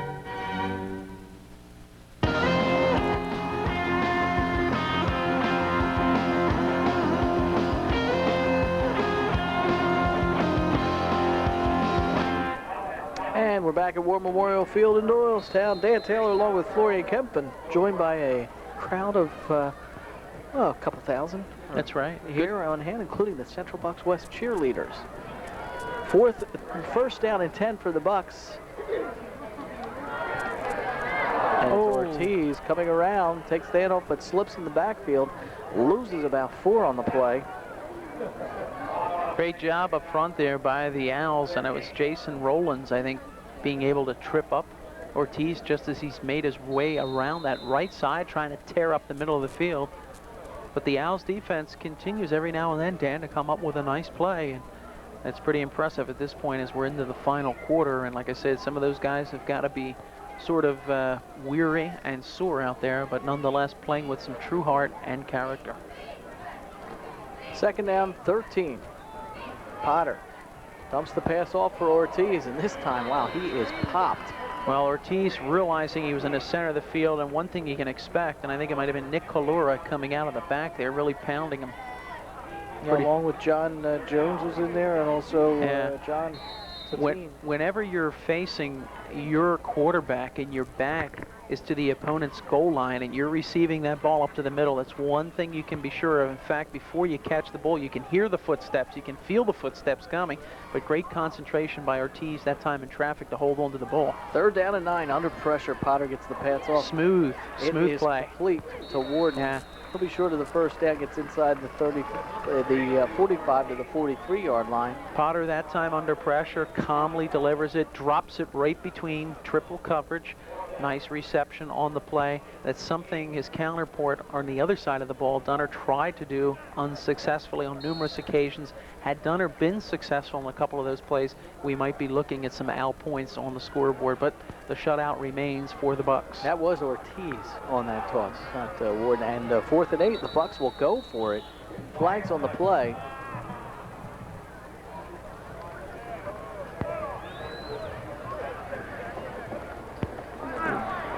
Dead ball foul. False start on the offense. 4th down. It'll be 4th and 13, so the Bucks now will, I would imagine, are going to punt the football. Looks like they might go for a timeout on that play, but the award-winning Teens Talk Line, produced by teens, for teens, is back this fall on Mondays on Channel 9 at 8 p.m. Across the way, you see that Bensalem High School pep band here entertaining this evening. Quite a few fans making their way out to tonight's game from Bensalem. And I'll tell you, despite the situation, I think the Owls have put up a good fight tonight, realizing they're coming in against a very intimidating opponent, perhaps one of the most difficult places to play for any high school football team here on the East Coast, War Memorial Field in Doylestown, Pennsylvania. And at times have come up with some really big plays, but as the scoreboard tells the story, it's 28-0 for the Bucks. And I should say, Dan, that is pretty much a true indicator of tonight's lopsided performance in favor of the Bucks. There's that UNAMI football team we talked about earlier. I mentioned they were the junior varsity. Well, it's not the junior varsity. Saw some of those UNAMI football players at halftime down at the concession stand. On a 4th and 13, the Bucks will go for it. Potter on the keeper. as he pumped once, had the time, found the hole, and he's got a first down inside the 20 to 23-yard line. I'm a little surprised that they did that, though. Well, I don't think it was by design, but once again, good talent, good judgment there by Potter, and a real display of his athletic ability, as he looked like he was in a jam there for a minute, and he had some great protection around him because the Owls were just clawing their way towards him, trying to stop him, but he realized he was in the midst of a couple of those big linemen and just said, wait a minute, there's a little bit of daylight, let me see if I can fill that crack, and he did, and he made his way, and he took what looked like might have been a broken play and made a first down out of it. So that's some good heads-up leadership by the quarterback. I'm surprised they didn't punt. That's what surprised me. All right, here's the handoff. And trying to get outside and brought down by Dunner. That's Mario Polina, a senior. You know, Dan, referring to that play, you know, we talk about the importance of gambling. And when you have opportunities like that and you're able to do them even at this level in this type of a game, and your team is able to successfully execute that play, they come away with that confidence. And once again, it's just like saving your pennies for a rainy day. You know, you're storing that confidence for a close game. They might be meeting Doylestown, or they might have a chance to go against Berwick or whoever down the road. It might be a close game, and they just might have to gamble on that offensive side of the field. It might be a 4th and short, and they just might want to be able to pull something out of the hat. So Coach Pettine, once again, always looking towards what's coming ahead. 2nd and 11, the handoff to Armstrong across the 20 to the 17-yard line. Dunner in on the tackle, along with Randy Thomas for the Owls. That's right, 2 Owls tagging along on that Dave Armstrong run as he continues to barrel his way towards the end zone and pick up the 5th touchdown of the evening. There's an interesting shot there of the pylon, and now that's ground level. I was going to say, normally we'd be seeing the grass grow, right, Dan? But despite the lack of rain, I said, should we see it's shrinking or drying up in front of our eyes, drinking? It wishes. Here's Ortiz. He picks up maybe a yard, and he's tossed back. And on that tackle, among others for the Owls, was Nick Colora. Here's Ortiz heading back. Seeing Ortiz being involved in a lot of plays tonight for the Bucks. 4th down and 5. Second 4th down situation in this drive. The last time it was 4th and 8, and then a penalty, and a 4th and 13. There's Rob Dunner in his defensive back position. There's Dave Armstrong, the handoff. He's got the first down, and he's down close to the 5-yard line. I think Dave that time had to muscle his way through and around no less than 7 defenders of the Owls, and showing his tremendous strength and his ability. And you know, we talked about it earlier in the first half, his ability to protect the ball, because, you know, Dan, when you've got people coming at you at all different angles, from the left side, from the right side, some high, some low, you know, you have a tendency to think that somebody would be able to get an elbow, a hand, or claw that ball, shake that ball, knock that ball loose. But to Dave's credit tonight, he has been perfect carrying the ball. No turnovers at all. Here's Ortiz, right side from 5 yards out. He's in for the touchdown, and the Bucks go up by a score of 34-0. Ortiz, make that about a 6-yard run with 6:52 to go. So Chris Ortiz has battled his way through tonight's game. As we see the scoreboard show 34-0, and looks like Patterson will come out to attempt that extra point. But a couple of times Chris has had his moments where he's had some difficult moments tonight, but once again the focus is on his ability to stay in the game and battle his way back, and now come away with a touchdown. And here's Patterson's extra point. It is up, and this time it is good. 6:52 to go here in the 4th quarter. It's the Bucks of CBW 35, the Owls of Bensalem nothing. So at this point for the Owls, as we take a look at the sideline, Dunner, the quarterback, one thing they want to focus on, and you see Biz Keeney and his coaching staff over there say, come on guys, just trying to give him a word of encouragement. Say, look, let's take a look at the clock, just under 7 minutes left. It's pretty much winning this game is out of hand. However, we should just focus on trying to get some points, try to take away that shutout, try to do something. And perhaps if you're Bensalem, now is the time to try something different. Take a look at the Central Bucks West band there. As they throw those footballs in the stands. And we'll see Patterson kick off here as we're under 7 minutes left to go in the game. So the Bucks will kick off. And you talked about Ortiz. It was interesting, and we mentioned earlier that if there was a penalty or if a Buck player was involved in a fumble or losing yardage, ultimately the staff decided let's go right back to him, and the player was in on the next play. Another one of those pooch kicks. That was a smart play. I believe he called a fair catch on the far side. Yeah, so that was Jim Boel. Yeah, it's a smart play. He's the one that had some problems earlier on it. Right. We talked about the last time that ball was kicked a little bit closer to the sidelines, and a lot of times an experienced player will be aware of his position on the field and just have a tendency to let the ball bounce and let it go outside. And I believe at halftime, his coach might have said to him, hey, next time he does that, put your hand up, call a fair catch, hold the ball, and nobody can touch you. If they hit you, it's a penalty against the Bucks. So the Bucks decide to call a timeout. There's Dave Armstrong on the sideline. 3 touchdowns here this evening. Puts him up to 19 for the season. Talking with his teammates. You know, we've I've read about Dave Armstrong and seen the coverage here on SCT, and on the radio the coverage, and just amazing the job this young man has done, and he certainly has a bright future ahead of him. He sure does, and I think when you have a university like University of Michigan willing to commit to a player like Dave Armstrong so early in his career, it pretty much shows you that even the scouts at the highest levels of competition recognize his talent, and we can only expect him to move on to greater achievements and greater accomplishments. And I know it's been a thrill for me to work with you tonight, Dan, to cover him, because we're certainly going to hear and see a lot more of Dave Armstrong in the years to come. After the Bucks call the timeout, it will be 1st and 10 for the Owls. They'll have the ball at the 31-yard line, backs in the I formation. There's Dunner at quarterback, and this is Davis. Gets the handoff and goes outside. Picks up yardage to the 34-yard line. What would the Bucks want to discuss with the West cheerleaders? What would they discuss in a timeout when they're up to 35-zip?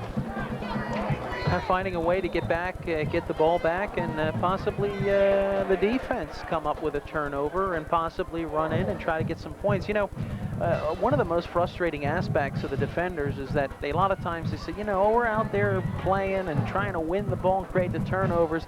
But I'll tell you, what really puts a feather in the cap of defensive players is somehow when they're able to take the turnover and themselves run it back into the end zone and come away with some points, because it's always like one-upmanship when you're looking at the offense and the defense. Even though the team is one team, they're out here playing tonight, you have to remember, Dan, all through preseason and practices, essentially, it's the team's offense going against the defense, and it's always saying, hey, and when a team's experiencing a rough game, it's always one side of the team saying to the other, hey, you're not doing your job tonight. But, when you look at the scoreboard, in all honesty, both sides of the ball have been doing their job, and the coaching staff as well. The offense putting points on the board, the defense preserving a shutout. What they want to do is protect that shutout, see if we can cough up some points.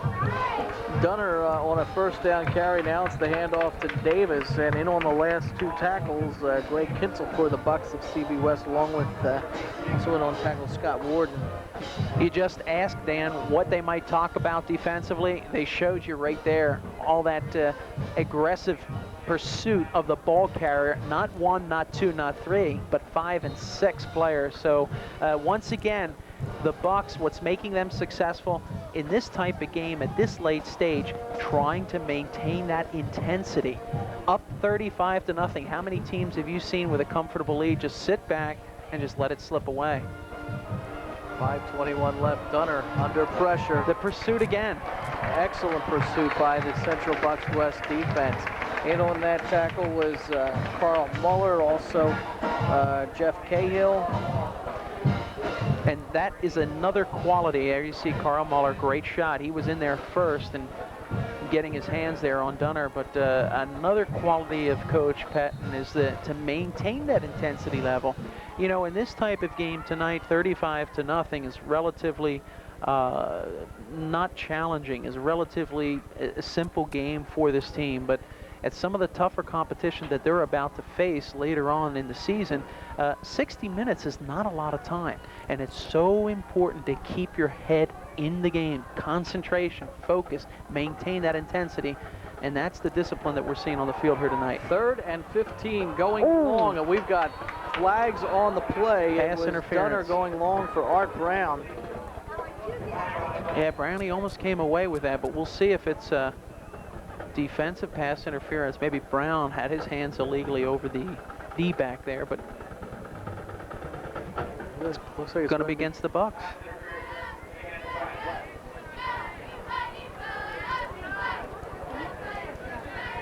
And we'll mark this off. So we'll see. A lot of time left, 4:22 yet. So maybe the Owls will try to pop it into the end zone. They're certainly making Defensive pass interference. Automatic first down.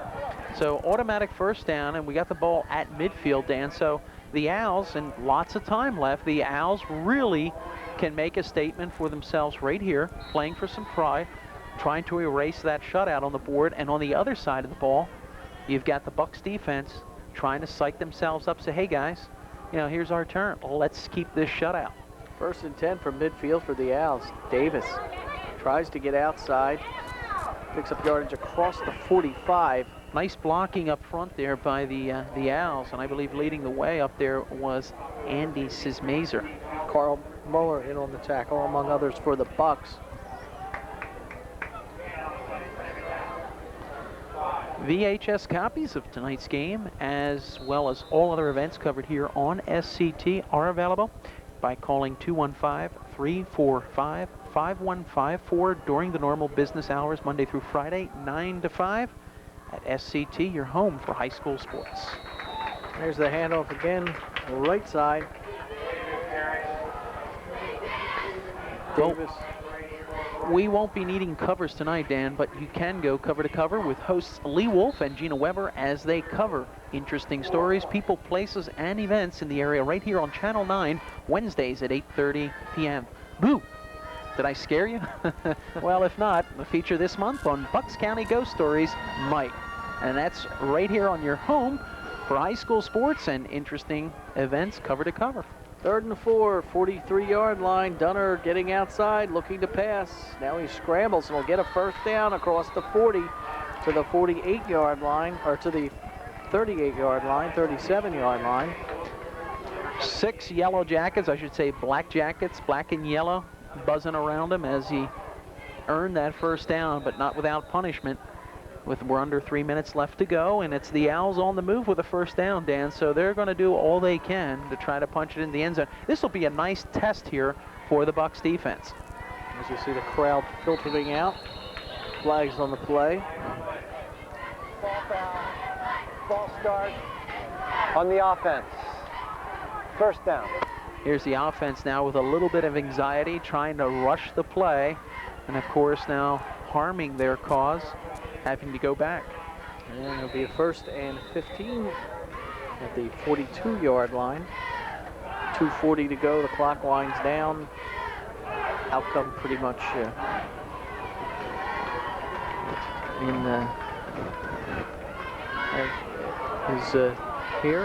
know the outcome of this one. Great tackle inside and good penetration there by the Bucks, and that was Steve Haupt coming up with that tackle, wrapping his arms around just above the ankles. Nice stop. Rhythm and Blues leading us here with the cheers. Very spirited band and good group of fans here appreciating winning football. And some fans are left, some of them are hanging in there. Under 2 minutes to go. And the handoff.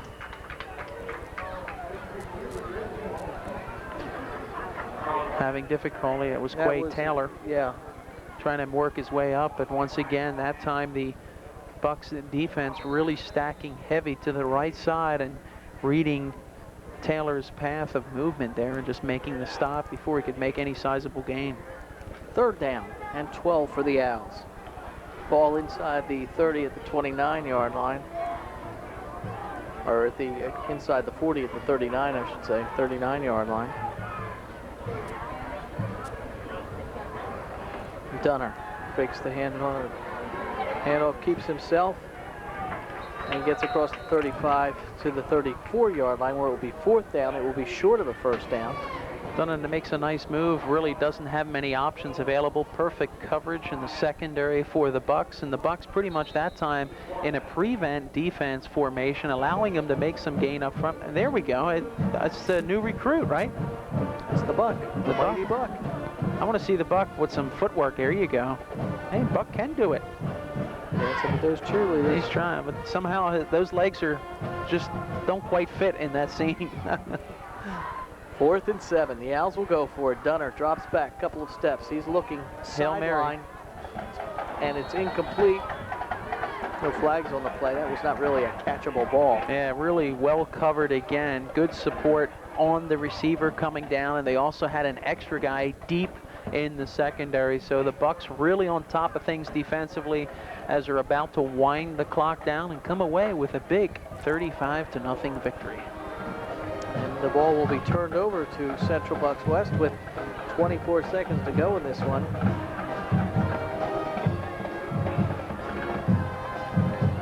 As they go to the sideline to talk with Coach Mike Pettine. And we can hear that Central Bucks West band in the background. Now open the athlete's foot on 2106 South Eagle Road, Newtown. Athletic footwear for the athlete plus the entire family. You sneak in and you check it out. There's the west sideline, the West band. They're excited with another win. The Owls or the Bucks, with 24 seconds left, ball at their own 34. Are in the ball game at quarterback Dave Tillman. Just kneels down, clock will wind down, that'll be it. As they count it down, the Bucks will improve to 7-0 and 5-0 in Suburban. I should say to 7-0 overall, 6-0 in Suburban 1 Power 10. Bensalem will go to 2-4 overall, and they will go to 3-4 overall, 2-4 in Suburban 1 Power 10. That's the end of the ball game from War Memorial Field here in Doylestown. The score, final score, Central Bucks West 35, Bensalem nothing. We'll be back after this.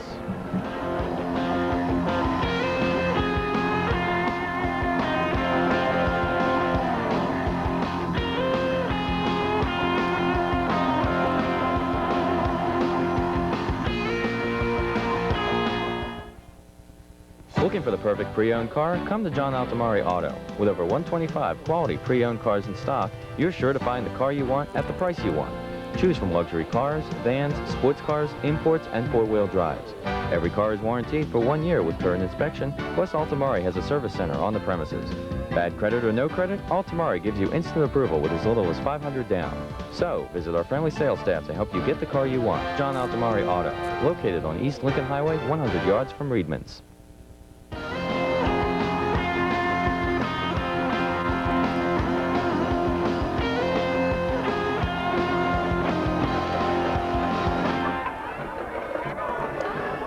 Back here at War Memorial Field, Doylestown, as you see the players after shaking hands with each other. Now we'll go and talk it over, discuss this game. The final score, 35-0, Central Bucks West winning. There you see the Bucks.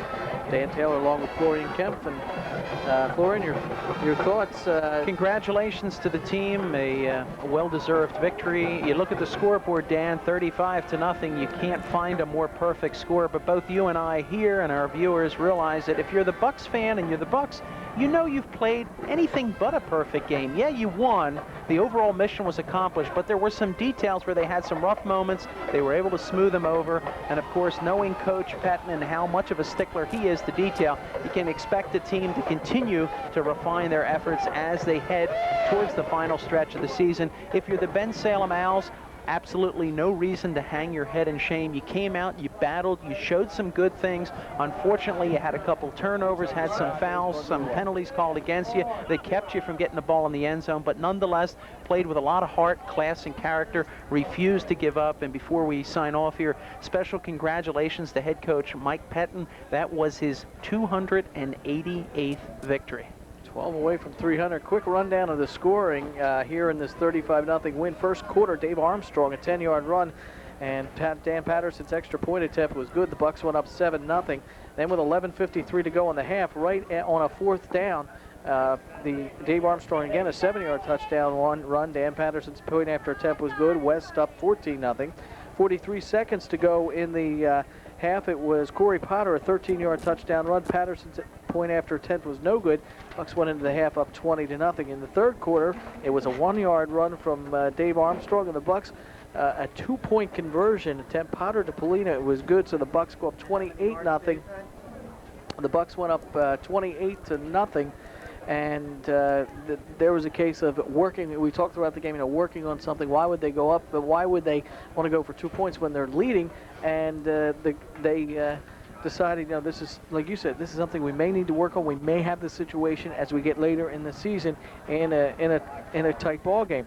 And that was how the third quarter ended. The Bucks up 28-0. And then Chris Ortiz, a 6-yard touchdown run, and Dan Patterson's extra point attempt was good. And the Bucks 35. The Owls nothing, and that's how it ended up. For Bensalem this evening, some bright spots, of course, Dunner, Davis, and Lewis, the bright spots for the Owls, and a couple of times they had situations where they intercepted on the goal line at the one time, got yardage, and Davis, a nice run to get it out to midfield. They just couldn't get, I guess you would say, over the hump. That's right. And like I said, there's absolutely no reason why they should hang their heads in shame. They should walk away proud. They've lost to perhaps, arguably, one of the best high school teams, not only in the area, in the nation. When you come into tonight's game, you're ranked 5th nationally, 2nd in the state. That's quite a statement, and in all honesty, the Central Bucks West team, a credit to their coaching staff, to the fans, to the entire community that supports this team. This is a tradition.